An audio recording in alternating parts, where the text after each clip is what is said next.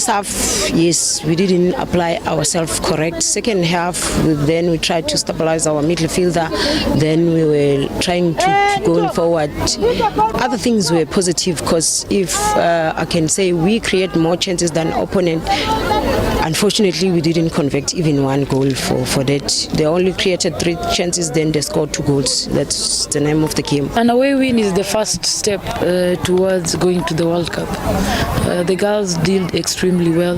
They prepared well and they delivered away even with the pressure. So I'm very proud of them. What worked well was we were able to play our game. They were composed. The chances we got, we utilized. So that went well for us.